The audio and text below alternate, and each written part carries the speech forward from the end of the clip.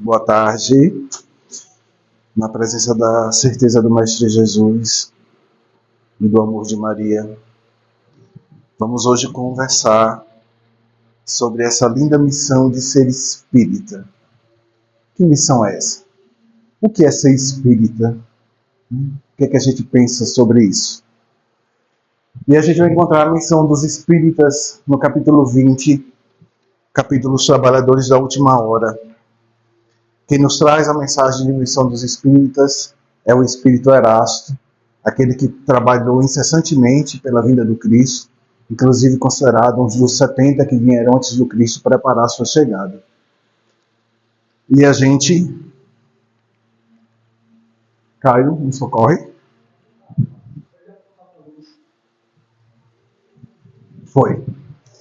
E aí, vamos nos contextualizar na história. Sobre o Evangelho segundo o Espiritismo, nós sabemos que o Pentateuco espírita, que são os 5 livros trazidos, codificados por Allan Kardec, começando pelo Livro dos Espíritos, depois o Livro dos Médios, depois Evangelho segundo o Espiritismo, Salve no Céu e Inferno e a Gênese por último. E Kardec já tinha trazido como primeiro livro o Livro dos Espíritos, que é a parte filosófica, a parte científica da doutrina espírita. Ali a gente encontra todas as respostas filosóficas e científicas sobre o universo, sobre o espírito, sobre o ser. Mas faltava o braço moral da doutrina espírita. E esse braço moral vem para nós através do Evangelho segundo o Espiritismo. Nos conta a literatura que Allan Kardec já estava extremamente doente, o pulmão extremamente comprometido, nessa época, inclusive, já urinando sangue, quando o irmão Luís, o rei Luís, se comunica com ele e diz: tire férias, nós vamos precisar de você. Kardec, sempre muito obediente à espiritualidade, sai de Paris, vai para uma cidadezinha litorânea do litoral da França e ali se reserva. E nessa cidadezinha, nesse momento, ele traz o Evangelho segundo o Espiritismo para nós. Quando ele termina a missão, que termina o livro, São Luís se apresenta de novo para ele e o diz: precisávamos de você tranquilo e sintonizado com nós, porque o que a gente está trazendo agora é toda a filosofia, toda a parte moral do Espiritismo. Olha que importância e olha que lindo. E aqui já tem uma grande lição, de que às vezes os irmãos precisam que a gente se desligue das nossas questões, das nossas dores, do nosso mundo material, para que a gente possa cumprir as nossas missões, para que a gente possa cumprir aquilo que a gente se comprometeu a fazer nessa encarnação. Bom, vamos lá. De imediato, Erasto começa a mensagem assim: não escutais já o ruído da tempestade, que há de arrebatar o velho mundo e abismar no nada o conjunto das iniquidades terrenas? Forte, né? Já começa forte. Mas vamos lá. O que Erasto está querendo dizer com o ruído da tempestade, arrebatar o velho mundo e abismar no nada o conjunto de iniquidades terrenas? Lembremos que nós tivemos a primeira revelação lá atrás com Moisés, e ali se começa uma trajetória de levar esse mundo que a gente vive, que é um mundo de expiações e provas, para um mundo regenerado. Ali Moisés é o embrião de tudo. Moisés já traz uma ideia de justiça, uma ideia do divino, e a gente tem a segunda revelação, que é o Cristo, onde starta-se de uma vez por toda esse processo para levar esse mundo para a regeneração. E a gente tem a terceira revelação, que é o Espiritismo, essa doutrina consoladora que vem não só consolar aos que chegam, mas nos consolar. E o Espiritismo chega porque a humanidade já está pronta para viver esse processo de transição planetária. A humanidade já se apresenta com um certo nível de maturidade para passar por essa transição. Mas toda transição, ela é tumultuada. Toda transição, ela é turbulenta. E assim não poderia ser diferente você sair de um mundo de expiações e provas para um mundo de regeneração. E aí, já tem um grande problema para nós espíritas, ou uma grande solução. Observemos. Nós estamos no meio de um turbilhão. Nós estamos no meio de um grande ciclone, onde as coisas estão sendo tiradas dos lugares para serem realocadas nos lugares certos. Só que esse grande ciclone vai nos levar para um lugar certo. E aí eu tenho uma notícia não muito boa. Dependendo do seu compromisso, daquilo que você fez, daquilo que você anda fazendo com sua vida, esse lugar certo não é mais nesse mundo. Nós fatalmente reencarnaremos em outro mundo, no mundo primitivo, para que a gente, com o que a gente tem um pouco de inteligência, com um pouco que a gente conhece da ciência, das questões materiais, ajudar aquele povo da caverna, em outro mundo, a descobrir o fogo, a descobrir a roda. É esse o destino de quem não vai cumprir sua missão. E tem um detalhe. Se eu perguntar a vocês, a missão de vocês é com quem? Vocês podem me responder. A minha missão é comigo mesmo. Tá errado? Não. Tá certo. Mas não é só isso. Tem mais. Aí vocês podem me responder, a minha missão é com a espiritualidade superior. Tá certo? Certíssimo. Mas ainda é pouco. A missão de cada um de nós é com Jesus. É com o próprio Mestre. O sim que nós demos antes de aqui chegar, demos a Ele. A Ele, a Jesus. Ao nosso Mestre, ao nosso modelo e ao nosso guia. E é para Ele que prestaremos a conta daquilo que fizemos com essa grande oportunidade.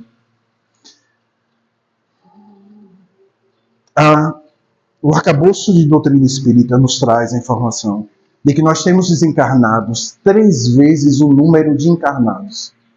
Acho que hoje a gente está em 8 bilhões de pessoas, né?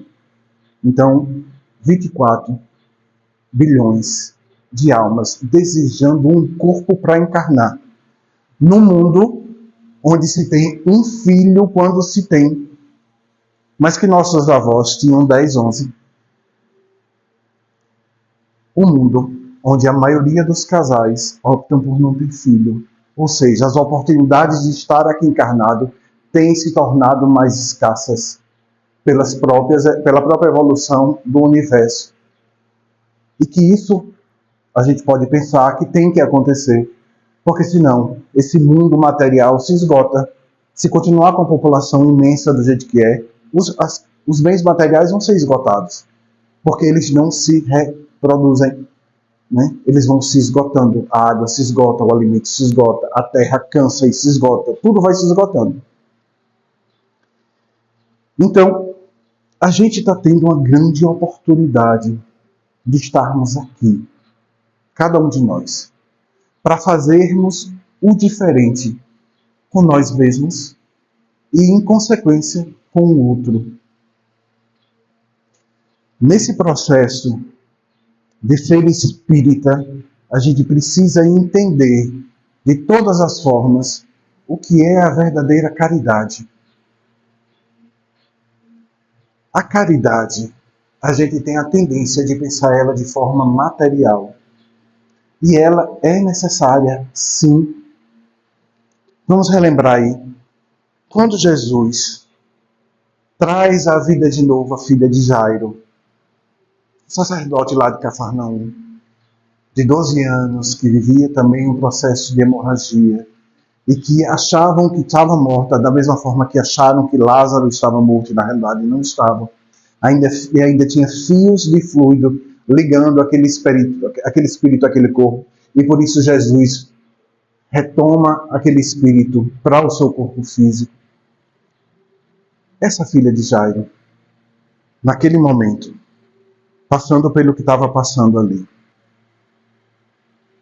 Jesus se doando da forma que se doou.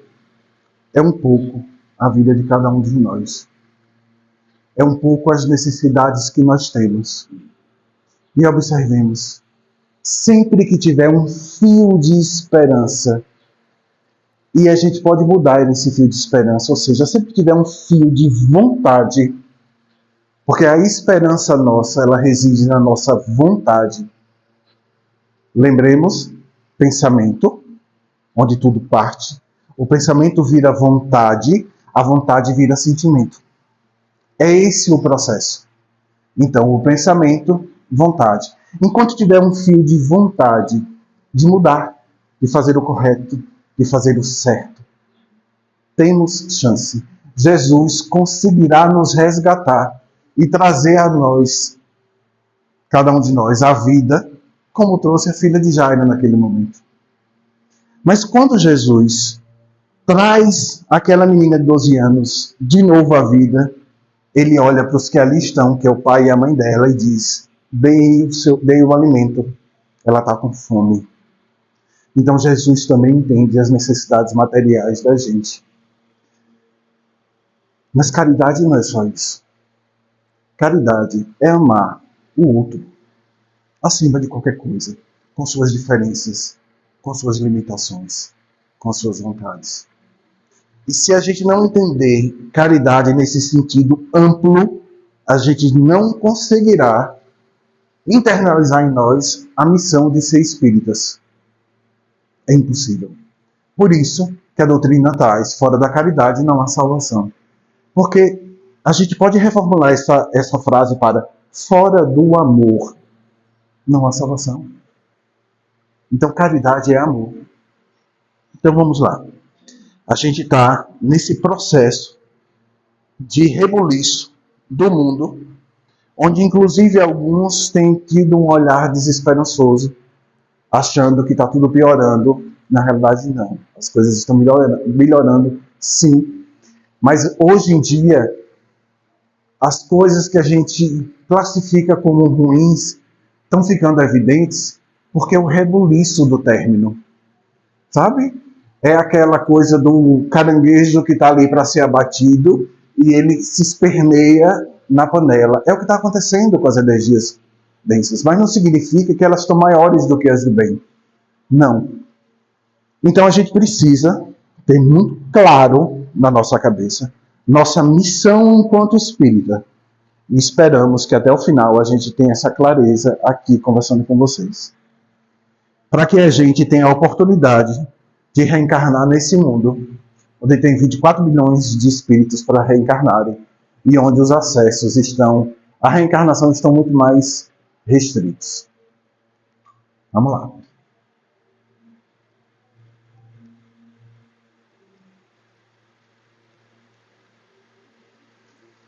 Erasto continua. Ides pregar o novo dogma da reencarnação e da elevação dos espíritos. E aí eu digo a vocês: dogma? Mas a gente não diz que nós no espiritismo não temos dogma? E por que a gente encontra a palavra dogma no Evangelho Espiritismo, segundo o Espiritismo? E encontramos também a palavra dogma na questão 171 do Livro dos Espíritos. Por quê? E aí é bom a gente esclarecer. Porque tem algumas vertentes aí que estão dizendo que o Espiritismo está mudando e que agora o Espiritismo tem dogma. A palavra dogma, e aí a gente vai abrir um parênteses para esclarecer isso, para ficar claro para todos nós. A palavra dogma, ela não é uma palavra restrita à religião. A palavra dogma, ela tem um sentido religioso e ela tem um sentido científico. Quando Erasto nos fala em dogma da reencarnação e da evolução dos espíritos, ou seja, da ascensão dos espíritos, né, do processo evolutivo, do processo da reforma íntima e da reencarnação, então você sempre terá uma nova chance de fazer diferente e de se modificar e de se melhorar. E se não conseguiu, vai ter uma próxima chance. Só que lembremos que pode não ser nesse mundo. E lembremos nós, agora eu me lembrei que eu estava conversando com ela no carro. Lembremos dos egípcios.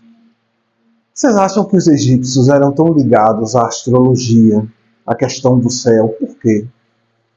Porque eles foram obrigados a saírem do seu lugar primitivo, que era a capela.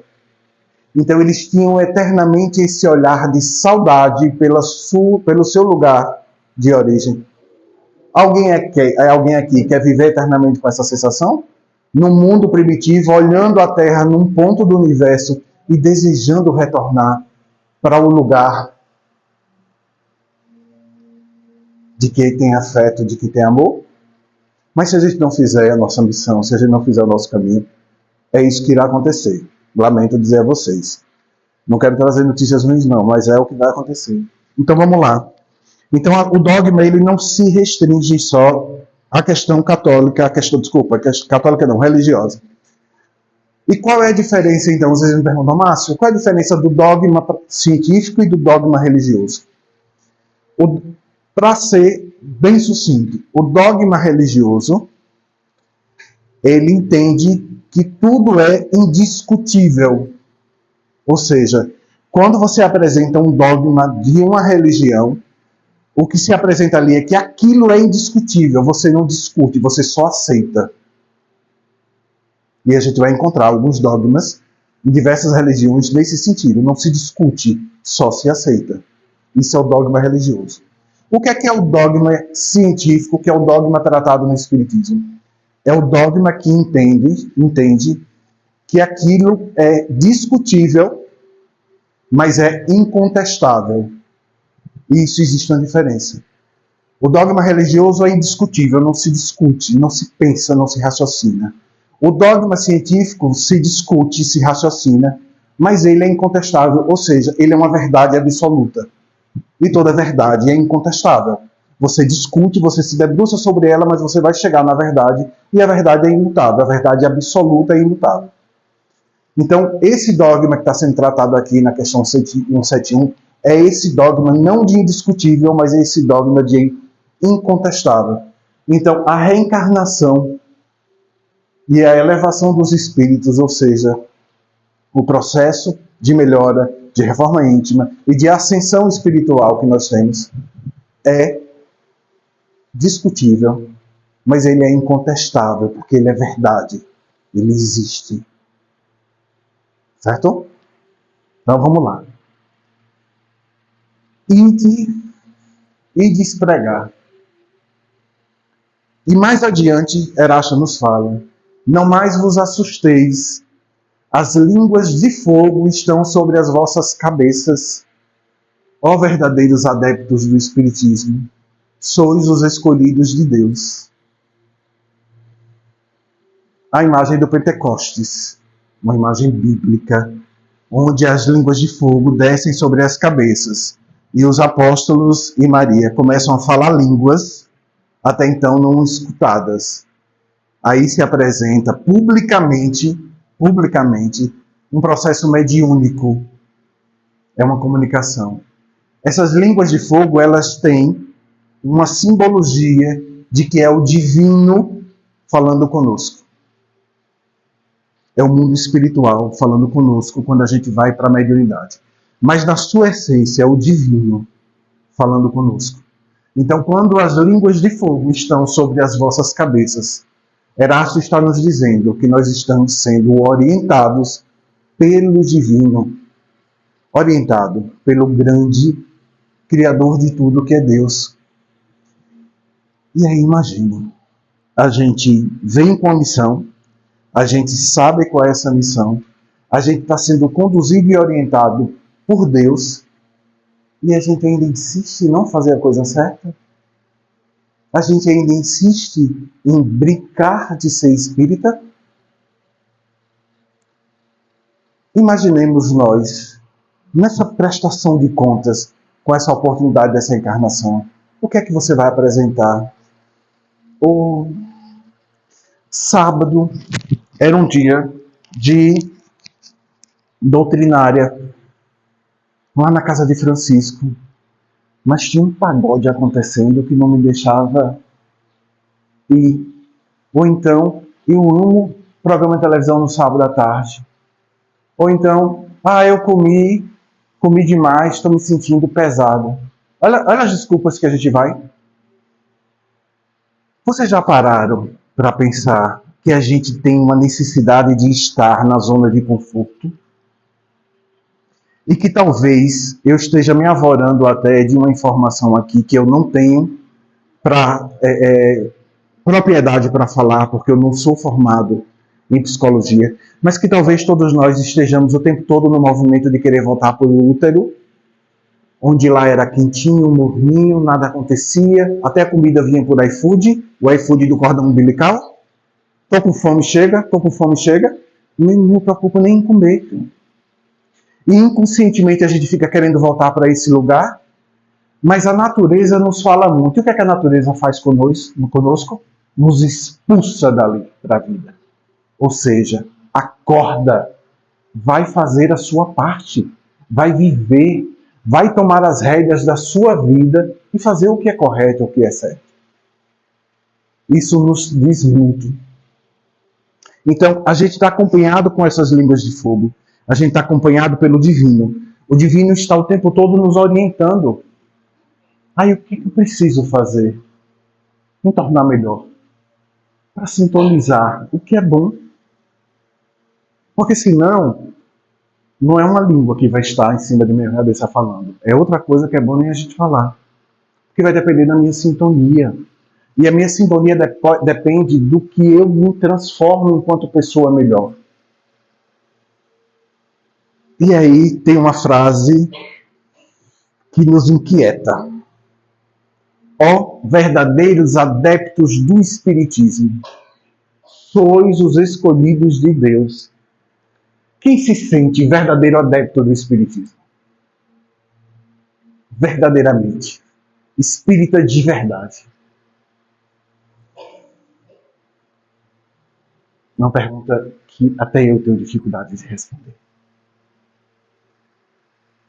Mas a gente tem um ponto por onde começar. E esse ponto é de que o Espiritismo precisa sair do livro e ir para a ação. E quando eu digo que o Espiritismo precisa sair do livro e ir para a ação, não é para a ação só com Ala, com Caio, é para a ação comigo mesmo. Espiritismo é amor em movimento, é amor em ação, em todos os seus aspectos. Então, não adianta eu criticar o evangélico que anda com a Bíblia embaixo do braço, mas chuta o cachorro na esquina, se eu toda semana estou fazendo o evangelho no lar e não consigo perdoar, amar e entender a dificuldade que meu filho, meu marido, meu irmão, minha mãe tem. Não adianta. É a mesma coisa de eu pegar o Evangelho segundo o Espiritismo, botar embaixo do braço, como desodorante, e sair por aí gritando, sou espírita. Tá parecendo que eu tô dando carão em todo mundo, né? Mas não é isso não, tá? É para refletir, gente. É para refletir, não é carão. Vamos lá.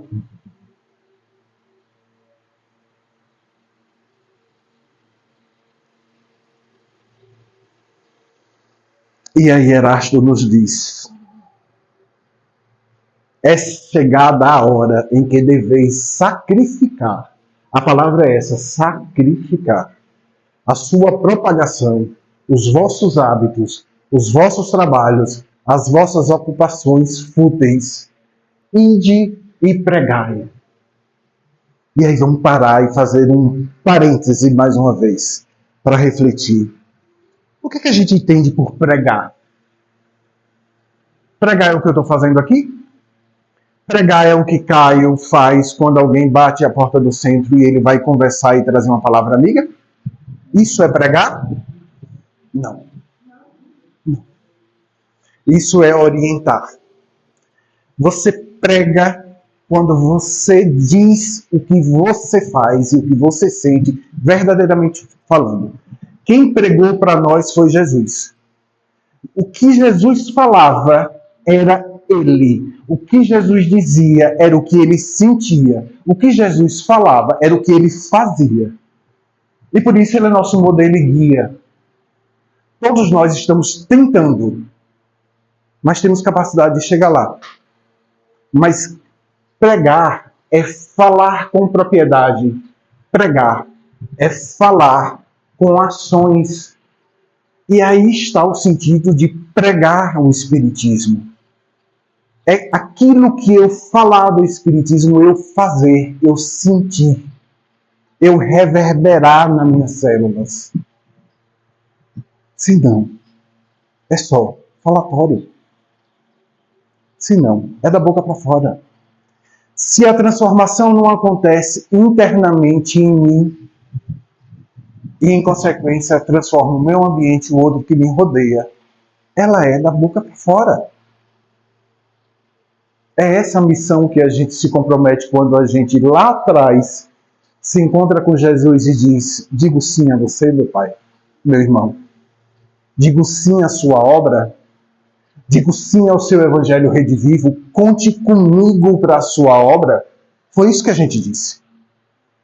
Vocês conseguem entender o peso disso? De você estar à frente com Jesus e você dizer a ele: conte comigo para a sua obra. E a gente chegar aqui e um prato de feijoada nos tirar da obra de Jesus. Uma festa nos tirar da obra de Jesus.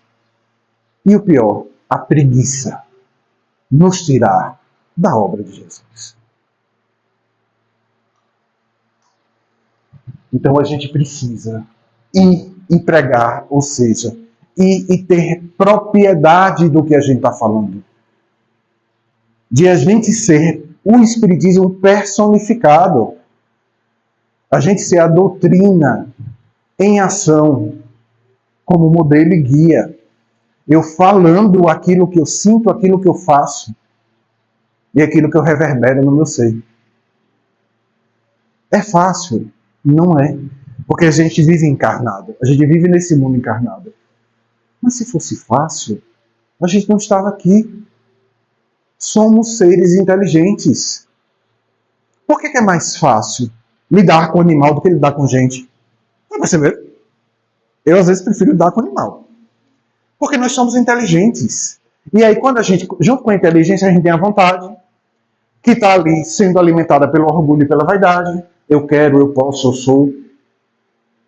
Você sabe com quem você está falando? Você sabe quem eu sou filho? Né? Quantas pessoas reverberam isso? Então, o que a gente precisa é ter essa humildade, essa simplicidade interior e deixar que essa cama de humildade seja a cama que o amor vai se deitar. O amor por nós mesmos e o amor pelo irmão. E o amor pelaquilo que a gente pode ajudar o irmão.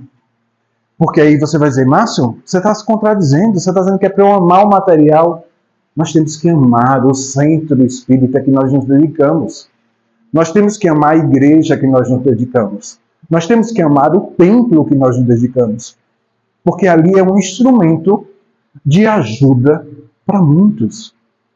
Observem, eu posso fazer o bem a qualquer um, não posso? Eu encontrei ali na esquina, eu posso fazer bem a uma pessoa. Mas eu vou trabalhar no centro. Olha que oportunidade que Jesus nos dá.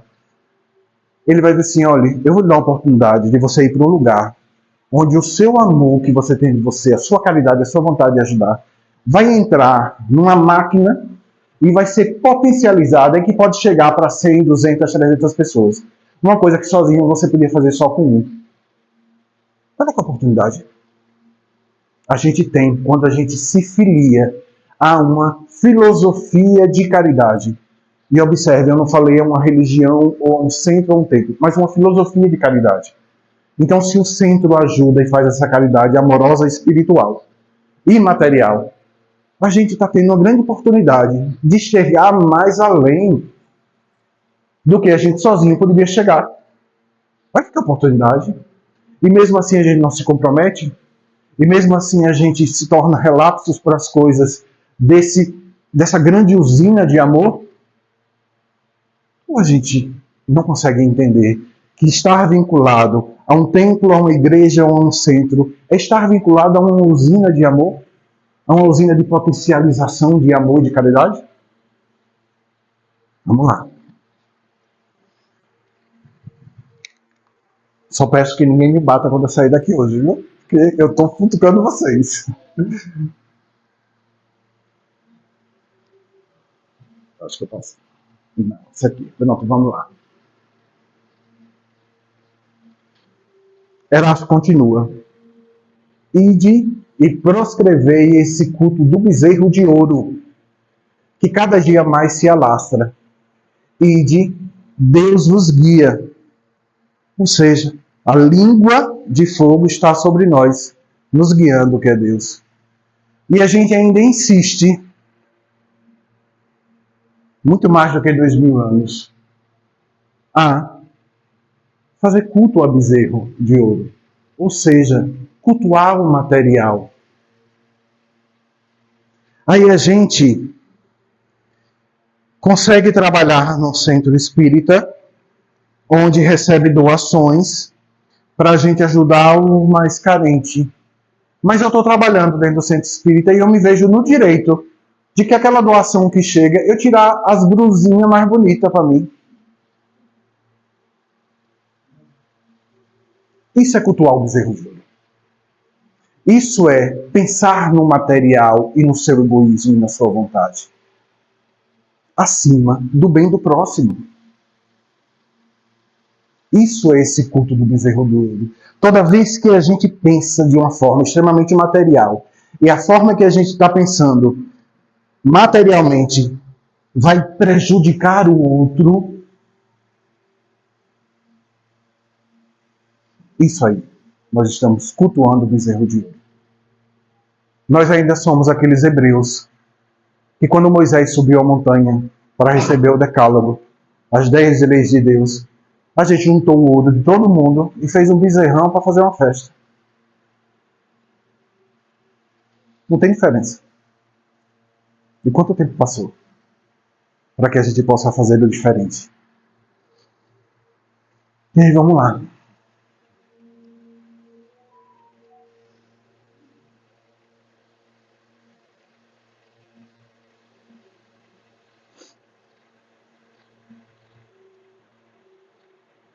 Essa pausa é proposital, é flexível, para vocês pensarem. Está tudo encadeado aqui. E aí vamos caminhar para o final. Porque eu confesso a vocês que minha proposta hoje aqui, se vocês observarem, eu trouxe exatamente o texto de Erasto. Eu não peguei mais nada de literatura da doutrina, porque o texto de Erasto é suficiente para nos dizer muita coisa. E a minha intenção hoje aqui é que saiamos daqui refletindo sobre o que Erasto nos disse. Muito mais do que ouvir coisas que a gente precisa ouvir. Essa é a função, onde a gente fala da missão espírita. E aí, Erasto faz uma pergunta que todos vocês e eu posso estar me perguntando. Se, entre os chamados para o espiritismo, muitos se extraviaram, muitos se perderam, muitos se desviaram, muitos desistiram. Quais os sinais pelos quais reconheceremos os que se acham no bom caminho? Qual é o sinal? E aí a gente para uma reflexão. Quantos de nós, eu trabalho no centro espírita em Salvador, e quantos amigos se foram, se desviaram, desistiram do propósito, acharam que o compromisso era muito maior, ou foram até buscar em outras religiões uma satisfação do ego em relação ao fenômeno mediúnico, e aí parte para as religiões de matizes africanas, onde o fenômeno mediúnico é muito potencializado. E nós, quanto espíritas, abrindo parênteses, temos essa tendência de resumir o espiritismo ao fenômeno mediúnico, Se não tiver espírito comunicando, gente se sacudindo, eu não vou. Se for para dar sopa, não é interessante. Se for para fazer um bazarzinho, vou falar fazer o quê? Mas se tiver alguém dando comunicação para supostamente me dizer o que vai acontecer no meu futuro, eu tô lá colado. Isso aqui enche. Se Caio anunciar que vai ter um médio aqui fazendo previsões do futuro, ele tem que fechar o portão. Porque nós estamos ligados ao fenômeno mediúnico. E o fenômeno mediúnico é um detalhe. O espiritismo não mora no fenômeno mediúnico. O fenômeno mediúnico é o instrumento onde os espíritos conversam e se comunicam conosco. Só que nós estamos caminhando para o mundo de regeneração. E lá, lamento informar a quem é apegado a fenômeno mediúnico, não haverá médium. Porque eu conversarei com o espírito de forma natural. Meus irmãos estarão aqui do meu lado e eu estarei conversando com eles como estou conversando com vocês. Esse é o futuro da gente. Não vai ter a necessidade do médio, do intermediário. Mas a gente potencializa o fenômeno mediúnico no movimento espírita. Isso precisa acabar. Isso precisa acabar. Porque Jesus, que é o modelo guia e talvez o médium mais potente, como diz aqui na Bahia, mais porreta que já teve neste orbe, ele nunca, você vai pegar uma passagem de Jesus, enaltecendo sua faculdade mediúnica. Muito pelo contrário, quando ele se transfigura, ele sobe ao monte, apenas com 3 apóstolos, e pede aos 3 apóstolos que não contem a ninguém o que ali aconteceu, quando ele se transfigura em Elias e Moisés ao seu lado. O grande, para a gente conhecido, o grande fenômeno mediúnico que a gente tem conhecimento na Bíblia. E ele foi feito em silêncio, para poucos. Jesus pregava para 5, 6, 10 mil pessoas. Mas quando ele foi praticar o fenômeno mediúnico, ele fez para 3 pessoas. E as 3 que ele mais confiava. E a gente potencializa o fenômeno mediúnico. Quando ser espírita vai muito mais além do que isso. Ser espírita é fazer a caridade, e a caridade a gente pensa no material e no amor. Comigo, começando comigo, e estendendo a todos e a tudo. Porque a gente precisa evoluir ao ponto de não amar só o próximo, mas amar a natureza, amar os animais, amar os irmãos extraterrestres que vão chegar. Daqui a pouco eles estão aqui conosco. E não podem ter, a gente não pode ter a visão que a gente tem nos filmes americanos. De guerrear como se fosse algo estranho. A gente precisa amar tudo e a todos. É essa a lição. Jesus amava aquilo que era considerada a escória da sociedade da época, que eram os leprosos. Mas Jesus é médico. E todos nós, espíritas, nos tornamos micromédicos. Médicos de alma. E médico vai onde tem gente sarada? Não. Médico cuida do doente. Médico cuida da ferida. É aí o sentido da coisa. Então, como é que a gente reconhece quem se desviou, quem se apaixonou pelo fenômeno mediúnico, quem entendeu que o espiritismo é fenômeno mediúnico, então se não tiver fenômeno mediúnico lá eu não vou? Como é que a gente identifica? Olha o que Erasto nos diz.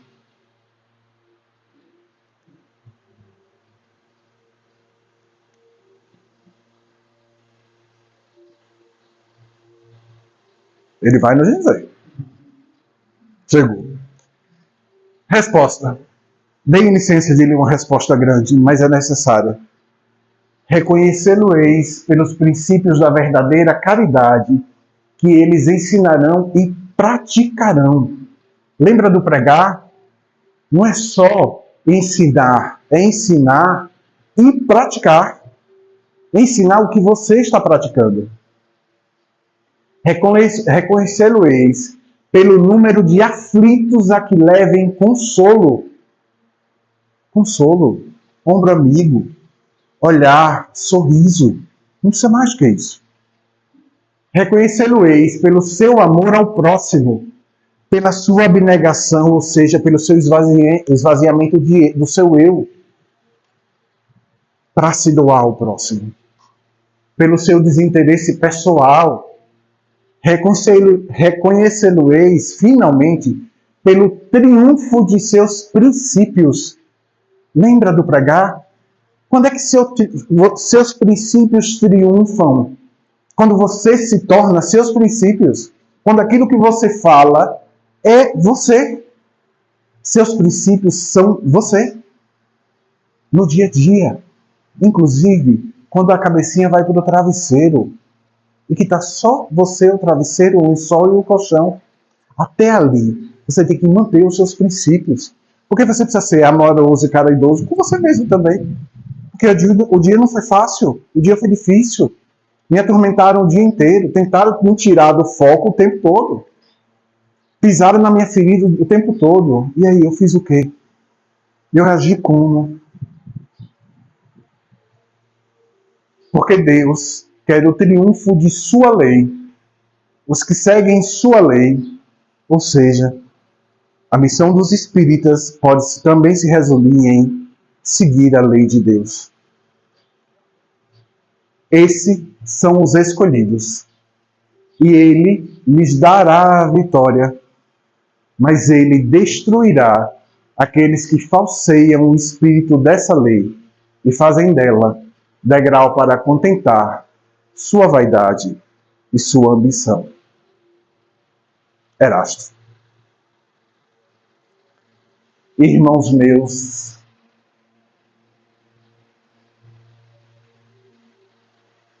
finalizando tudo que a gente conversou hoje à tarde, sobre essa missão de ser espírita, a gente vai pensar numa frase e observar essa imagem.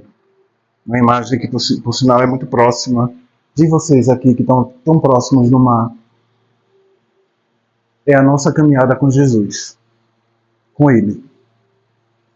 Porque a gente se engana em achar que quando eu morrer, eu vou para o céu, ou para o inferno, ou para o purgatório, ou para o umbral, ou eu vou queimar no mármore do inferno, né? Enfim, a gente vai devagando.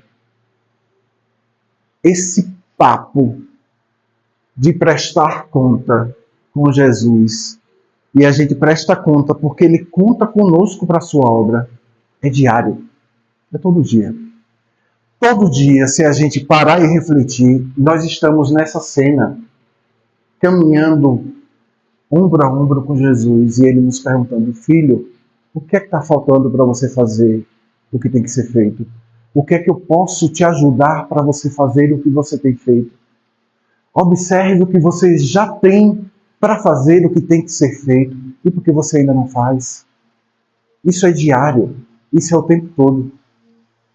Então, irmãos espíritas, arme-se a vossa falange de decisão e coragem. Observe, Erasto nos pede decisão e coragem, vontade, coragem de fazer diferente, de ultrapassar todos os limites, inclusive o da preguiça. Mãos à obra. Mãos à obra. O arado está pronto. A terra espera ser arada. Está tudo pronto. E nosso patrão é Jesus. E nós já temos o salário, que é a capacidade de ser diferente para nós mesmos e para o outro. E principalmente não tem maior salário do que a capacidade de amar. O que está faltando? A gente pegar a mão na charrua e plantar para colhermos. Que sejamos grandes lavradores da obra de Jesus. Que sejamos todos trabalhadores da última hora. Que sejamos verdadeiros espíritas. Que amemos a todos indistintamente. Que amemos a nós e que façamos exatamente aquilo que nos comprometemos a nos fazer lá atrás. Porque o sim trabalhadores da casa de Francisco, vocês não deram a Caio, que é o dirigente da casa. O sim vocês deram a Jesus antes de encarnarem. Esse sim vem de longa data. Só cabe a nós seguir a cartilha do Mestre, que é a cartilha do amor. E que o amor do Mestre Jesus esteja com vocês. E que a Mãe Maria nos coloque no colo toda vez que a gente imaginar que a dificuldade e a dor é maior do que a capacidade que nós temos de suportar. Mas que não desistamos nunca, nunca do caminho a ser trilhado. Evangelho é movimento. Evangelho é amor. Ser espírita é se movimentar para o bem, se movimentar para o amor. E a gente não se movimenta com a bunda na cadeira. Mãos à obra, meus irmãos. Tem muito para ser feito. E Jesus espera isso de nós. Um beijo no coração de todos.